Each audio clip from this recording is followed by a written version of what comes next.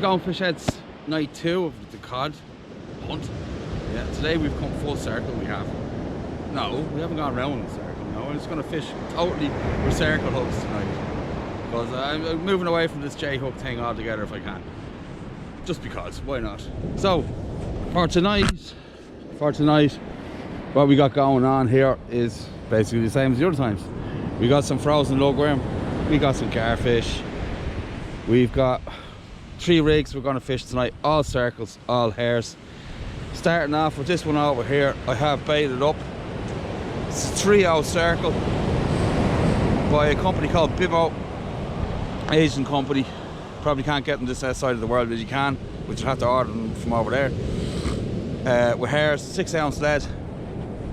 The other one, I've got all geared up with starlights and stuff like that, just for the buzz. Let me see what we got going on here. We've got more 3-0s, and over there we've got a 5-0 setup. So yeah, so let's get at it.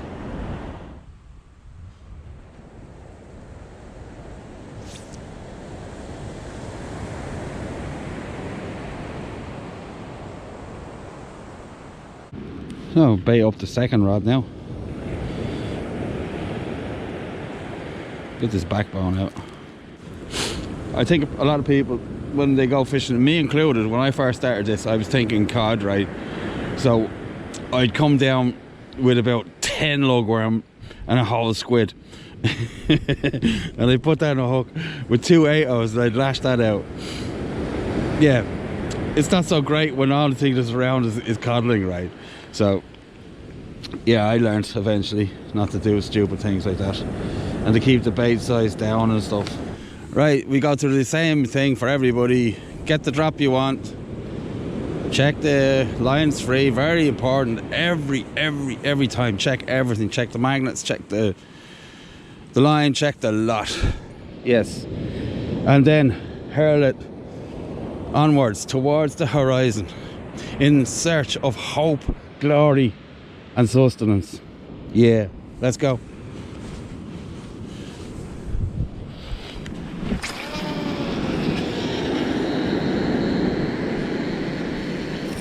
Woo. It won't be last night for you, but it was last night for me.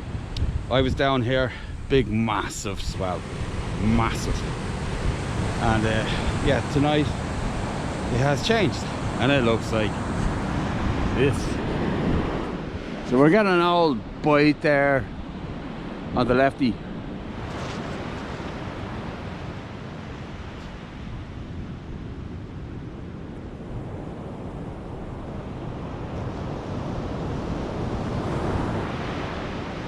Feels like we got something. Well, that's the first fish. It's a foul hook dab. It will do though. Num num. So there he is now, or she, he, she, it, whatever. Dabs, really fat this time of the year, absolutely delicious. Well over legal limit. So it's coming home with me. Just dispatch the poor fellow.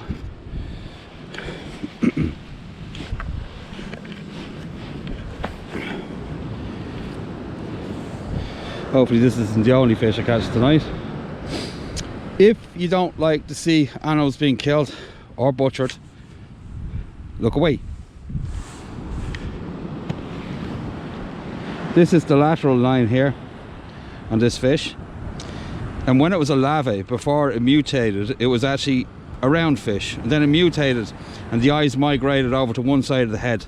So at once this fish used to swim in this orientation. Then the mutation occurred and it became a flatfish. And it went over to this. So between the eyes on this fish is actually here for the ikijime. You see him twitch? That's because I'm in his brain now. So I'm going to get the wire now. This fish is dead.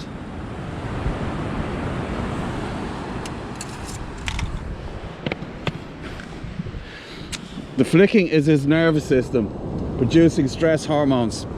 So I'm gonna get the wire now. We have our flatfish. Even though it's dead, it's still trying to breathe, which is, so we bleed them both by the gills and by the tail here.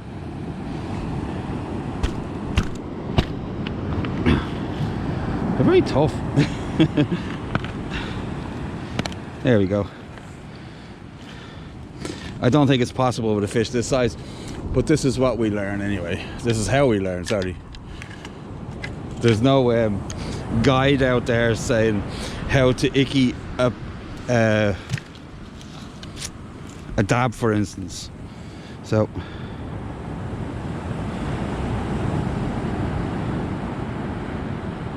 there you go. It's working.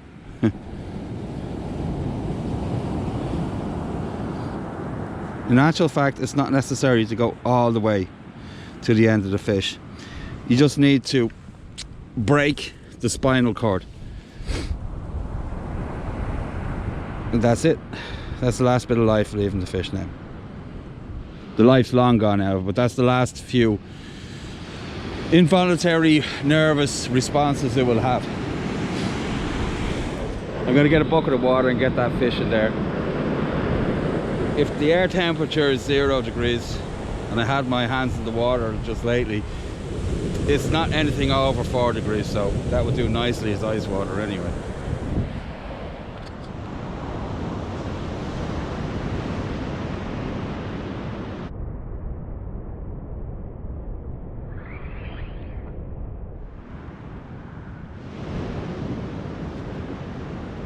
So the rigs are just my pulley paternoster, which is a pulley rig and a paternoster. It's clipped down the bottom there with an angel clip. These traces have got 50-pound hook lengths. Not fluoro, because I'm not going to bother here. I'm going to change the... There's not much teeth about. There's not much going on here that can threaten a rig. I only use fluoro for 2 reasons. It's tough and it's hard to see. And this is... yeah, it's going to get dark. It doesn't concern me. So I forgot it did about the cannons. The cannons are XK4s. Of course, you can't get them anymore. 5 to 7 ounce. Well, you can get loads of Sonics, not these ones, I don't think. We bought them in 2006 or 2007. And then we got the old Meg 525s. All hail the 525. That's it, yeah. 40-pound braid, 100-pound leaders. Brilliant, love it. Here's a few of the things. You can buy this stuff, but most of it will come from the States or Japan, and it's much easier to make it yourself. Well, I don't know if it's easy, but I make it myself. It's easy. It is easy, but sourcing the materials is different. You could just get a screwdriver and do this with it, but then that's sometimes, most of the time, that'd be high carbon steel, and that can be kind of difficult to work with, and it rusts. So I went with this stainless steel. I got this from a hobby shop. I buy it in meter lengths. It's 5mm stainless steel, and then I just cut it to the length I want, and then I heat the shaft up and I push it into the handle of the file. This came off a cheap file that I had, and so that's the icky spike, and then you just sharpen the end of it. Honestly, stainless steel's got a lot of chromium in it, so it's also quite hard, but it doesn't really rust. Well, it doesn't rust if it's decent steel. So that's it. There's no carbon in this at all, but it's a very high chromium content, which is another type of hardness. It won't hold an edge like a knife will or anything like that. You'd have to put steel, you'd have to put carbon in it to make a knife out of it. So this has got carbon in it. This is 304. This is 304 spring steel, stainless. And it's best for this because you can do this with it, right? You can fold it up and put it in your box. It doesn't get as much damage as low carbon stainless will, so it's kind of handier in that way. You could just use a TIG rod though. I mean, this will also, it will also work with a TIG rod, but it's more likely to bend as well. And then the handle, I just bent a loop in it, and I got a little crimp there and a few beads. Right, that's it, just to help you handle it. Fold it so you can see it and other stuff like that. That's it. That's my icky thing. Then I hang it on my tripod and it goes in my box down the side. That's it. It's not hard at all. I picked it up off the Japanese. It's not hard at all. Although they do call themselves masters, but I think they're easily impressed with themselves. I'm only joking, I love you Japanese people. Please don't go and kill me with a sword. Only messing. It's not hard at all. It's not hard at all. You just have to cut a few fish open and see how they work inside. Usually their brain. The nervous system of a fish is frightfully simple. And maybe it's the same with us, I'm not sure. I haven't tried it on a human. I haven't. You have to take me word for it. But a fish, their spinal column, tube, whatever you call it, is a long tube with, how can I put this, but a skull at the end of it. And in that goes the fish's brain. And outside that they have another skull, which is kind of like a hydrodynamic skull, if you want, to form the shape of the fish. The other one's to protect its brain. So you have to get in there and make a hole on that, and once you hit the brain, the fish is dead. And then you wiggle the icky spike a little bit and it moves some of the brain away and allows you to pass the rod or the wire down through the spinal column. And then, because fish have an autonomic nerve system, if you don't do that, their nerves will fire and fire and fire for anything up to half an hour after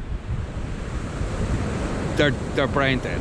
But the nervous system will still produce all the stress hormones and everything else that you don't want in a fish.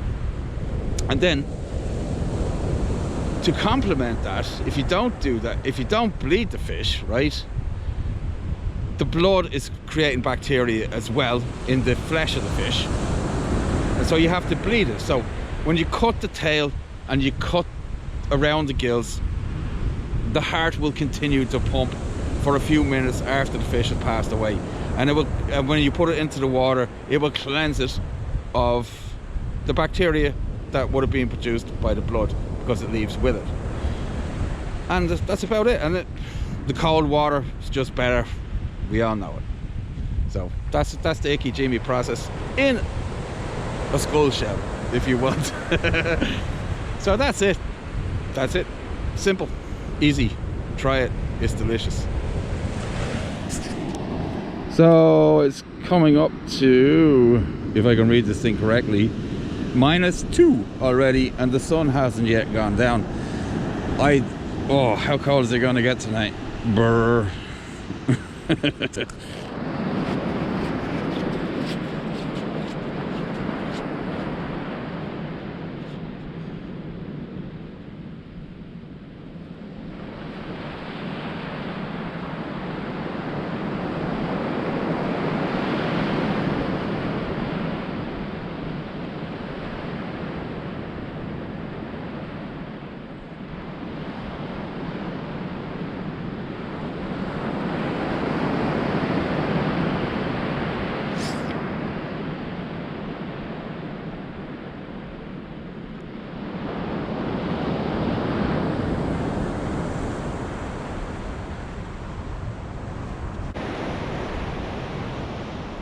Sun's started going down, moons are coming up, and we're going to have a temperature check to see what kind of temperature we deal with now.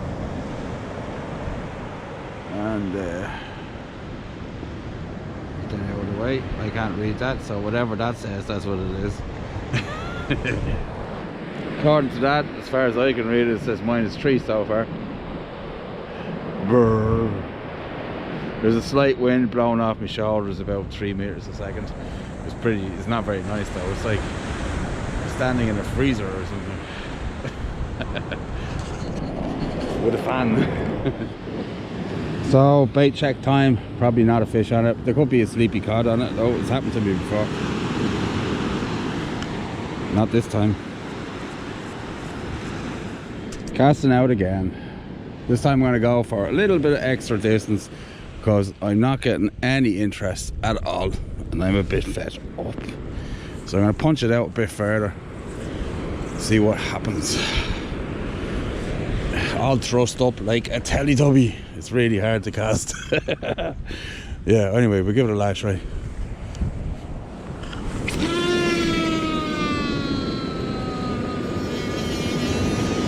Woo!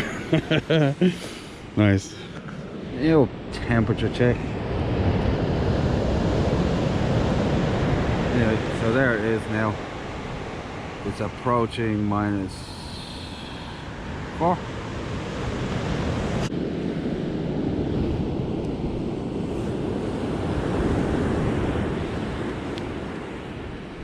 Let's put them on one at a time. You only need 2 for this to cover the hair, that's it. You could put more on if you wanted, but I don't have, well I do have more, but that's going back in the freezer. One of the benefits to fishing in freezing conditions is your bait doesn't defrost.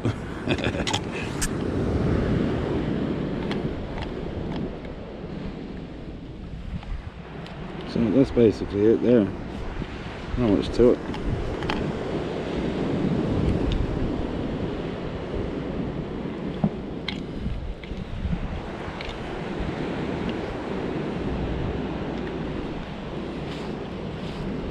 Nice guts, and then a couple of half hitches for the hook.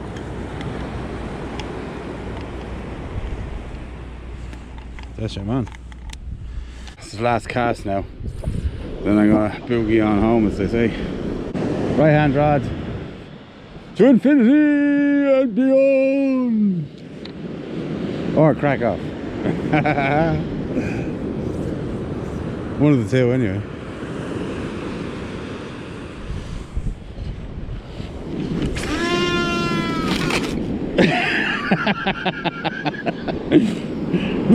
We'll go crack off. Oh dear. So it didn't crack off, actually, funnily enough. It must have been a bad loop. When I was bringing in the line, I missed it. So it was far enough out that when it jammed up, it didn't snap the line off. Plus it's 40-pound line as well. So we got away with it anyway, which is amazing. So we take that in, we start again. Probably have to rebait now and everything. Sure, it's better than having to, yeah, rig up again anyway. Well, the baits look fine. Everything's fine. So we try that again.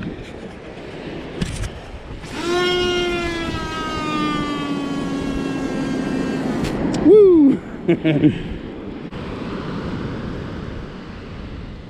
So we're at the top of the tide now. So far just one dab, then a slap in the face of a wet cod anyway. But I hoped for more. Really dead top. We're going to get a few more fish, a few more codling tonight anyway. But that doesn't seem to be the case. So the crack is we got a slack line on the right hand rod while I was baiting up. Just a thump and away it went. So we'll see if that fish is still on. This is hopefully the good thing about circle hooks. Once the fish is on, there's very little chance of it getting off. So we'll see. Doesn't feel like there's nothing there. No. Nah, he hit it, but he didn't get on it.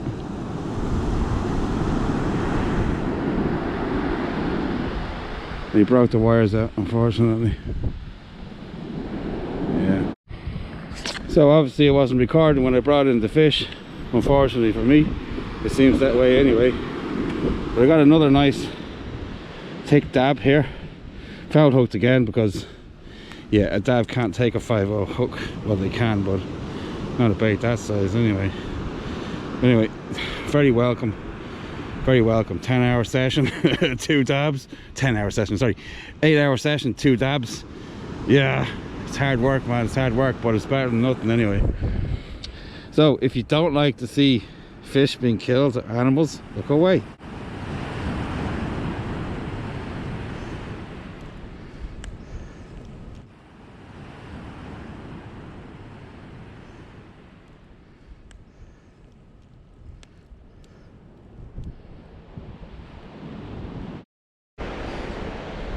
Two dabs. Not great, not bad.